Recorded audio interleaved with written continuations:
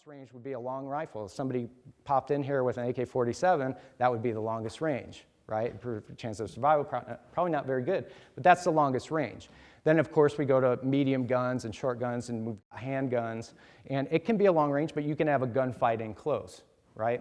So then we can look at our other weapons, or we can go to projectile weapons. Somebody can come in here and throw a hatchet or a chainsaw or a squirrel. Where's Brian? Yeah, see, so you have squirrels flying. It's a story for another time. But it can happen. You got to be prepared for anything, right? I'm prepared for that big pod in the Halo games to come down, the guy jumps out, and you got to be ready to go with it. But it's true. It's a mindset. And so, we look at ranges, and then we break that down into weapons ranges. We have long weapons, right? Staffs, chairs, boards. We've got blunt weapons, sticks. We've got knives, long swords, short knives, right? So we're breaking down to the different ranges, and of course our ground fighting, all that stuff. But then we can't be done there, right? Because we saw that the ranges in the MMA fight that guy had in the bar, that wasn't a bad tactic, but it was a bad tactic because the elements were different, right? There were multiple opponents. So we break it down in the ranges and elements, right? And so the elements can be what? Can be, there's 2 guys, 3 guys, 10 guys, a bunch of onlookers, some kids, your wife. We've got the types of weapons. We can kind of bring them down. 2 guys had a knife, 1 guy had a stick, and another guy was just ugly. So we just, we've got the elements, but one more thing is we've got environment, right? The environment can change your tactics, right? Because we want to get to a point where we're able to spontaneously adapt to what is, right? And the what is can take many forms, but if we have these principles to kind of guide us, then it's a way to kind of chunk large bits of information, right? But our environment, you can be in close, you can have tables and chairs, the surface could be wet, you could have broken bottles on the surface, you could have a lot of room to move, right? You can be in a jail cell, you don't know, you might be in a church. It could be any number of things, and we have to be able to adapt with our ranges, our elements, and our environment. And so this gets us back to systems. Now we have a way to kind of break violence down, right? And you can do that if you train in the martial arts and you start looking at the specific style that you're training in, look at where it's limited, right? Brazilian Jiu-Jitsu is great for what? Ground fighting, right? There's a few things standing up, and they do train against the other ranges, but for all intents and purposes, it's a ground fighting art, right? The last time I was in Jiu-Jitsu, we did not wrestle with a knife, right? Some places do, but that's where you can start to look and say, okay, where is my system? Where is my, what I'm relying on, where is it limited? And you start filling in the holes with those things, those other systems that work, right? But we need a philosophy. And this is really important.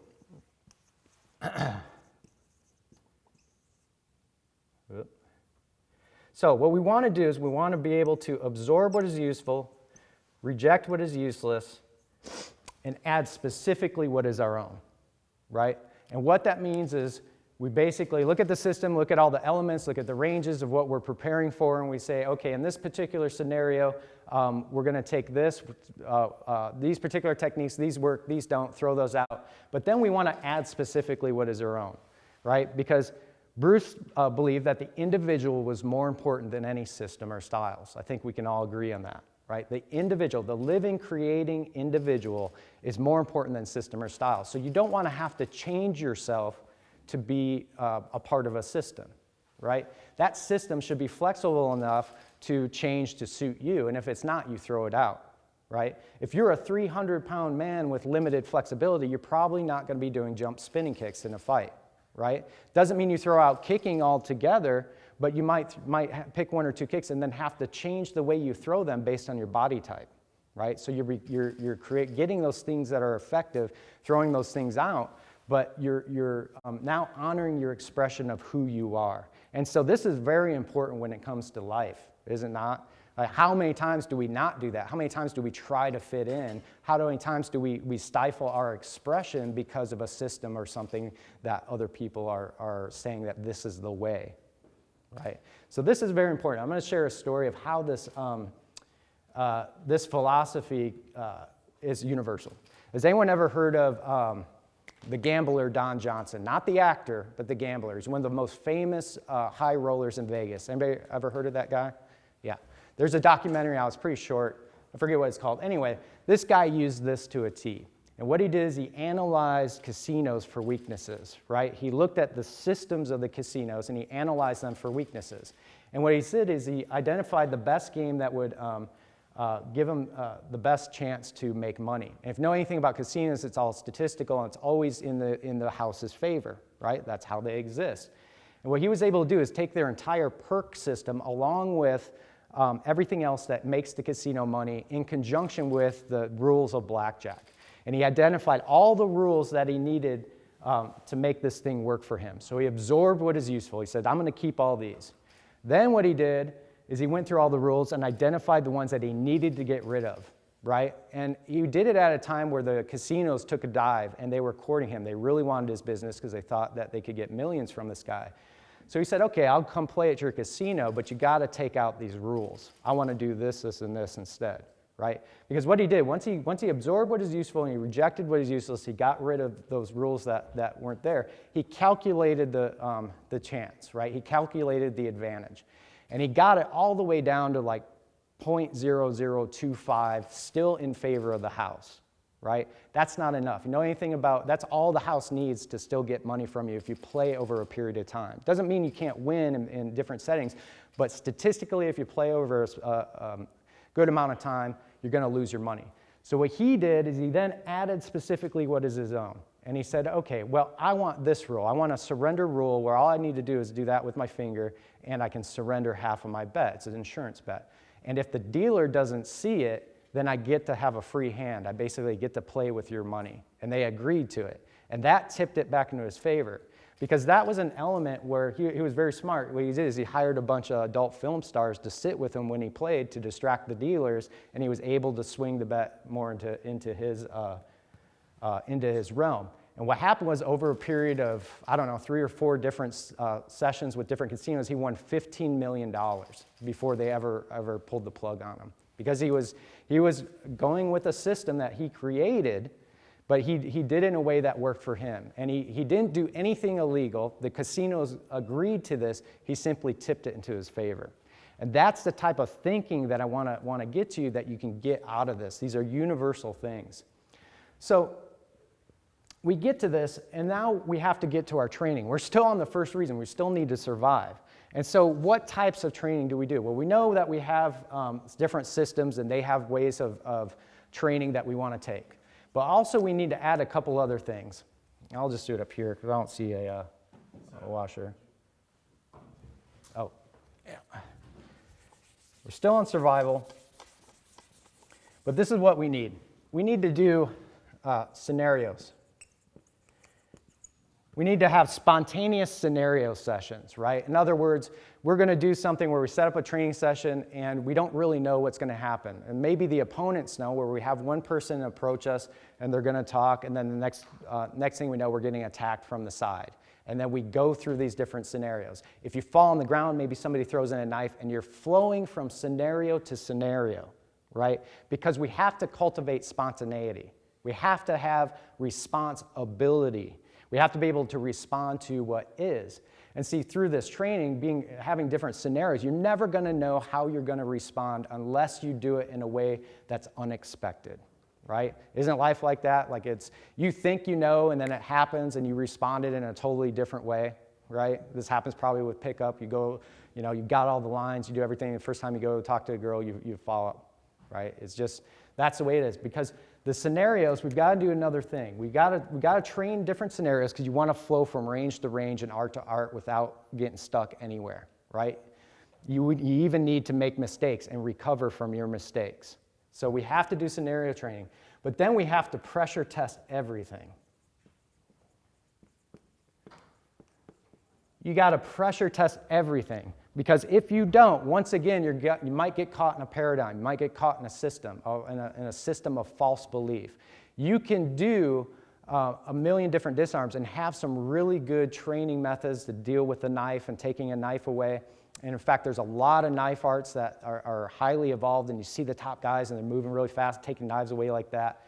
And you can get to a high level, but a lot of times they don't add pressure. And what pressure is getting a guy who's going to really stab you. He's not going to go along with you. You don't know what angle it's coming at, and he's just going to come at you with intent and pressure. And you have to try that disarm. And if it doesn't work, what do? We throw it out. But it becomes a process of self-discovery, right? So we're constantly running into the cause of our own ignorance, right? You're constantly refining that which doesn't work and throwing it out. And you probably are going to get down to the one or two things that work best for you. And you'll find that in certain scenarios, in certain environments, what you thought worked before doesn't work and you have to change it out, right? But it's the thinking and being able to change yourself on the fly that's changing you, right? The ability to change your thinking on the fly is what changes you, right? Because we're pressure testing, we're moving from everything. We have to do one more thing. We have to get aliveness in our drills. You still need to drill your techniques and your basics, right? But we want to do it in a way that's alive. And what we mean by that is we want to add movement, right? If you're just working your jab, cross, and hook, and you're just standing still, that's not realistic, right? We have to work out a movement. So we want our partner, if they're holding pads, to move. And what this does physiologically is you're training your visual cortex. You're training your spatial relationship, right? And this whole thing, training in this way, no matter what the style or particular scenario is, teaches you and forces you to change your focus, right? It keeps you in the present moment. Sorry. So by going through this type of training, all of a sudden, you're forced to be present. Because if your mind slips in at any moment when you're with a partner, training partner, they're going to punch you in the face. So you get immediate feedback. And it forces you to train your focus to be in the present moment, right? Because I was saying that the past and the future don't exist. They're mental concepts. Because you can only experience the past and you can only experience the future in your mind, right? It's not to say that the past and future don't exist, but if you look at the truth of the way of things, everything is one continual present moment, is it not? It's just constantly changing. It might have the illusion of being still, but if we break things down, we know that everything's constantly changing. And so by training in this way, you're training your focus to be more in the present moment. And as society, the way it's structured now, all of us are split when we're going from the phone to this screen, and it does something to your attention. We are finding it harder and harder to be present. And my contention is that the longer you train, because it's not a state you can train. Nobody can be in the present moment all the time, right? We have to think, and we think about things in the past and in the future. But if we train it, we'll find that we are actually have our focus in the present moment more often, right? So we have the present moment, and we have our response ability. So now, right? So now we are increasing our responsibility, and there's an inverse relationship to this. So this just means that there's external stimuli, something changes, we adapt, right? You move like an echo, you respond like an echo. It moves, you move, whatever that song is, right? You're increasing your response ability.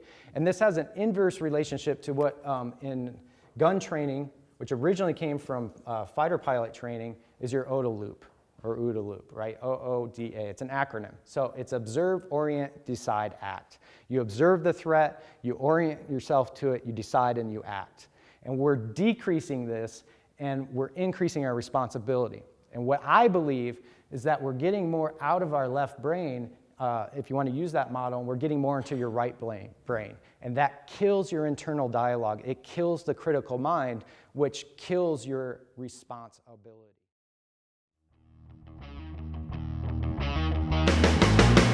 When it comes to violence, intense situations, and even transitioning into business and being the better expression of yourself. He's a first-degree black belt under William Vandry. He also has trained with Paul Vunak, certified JKD instructor. The list goes on and on. Mr. Ed Aiken. What's up, man? Oh, yeah. Thank you. All right. So this is my second time at the 21 convention.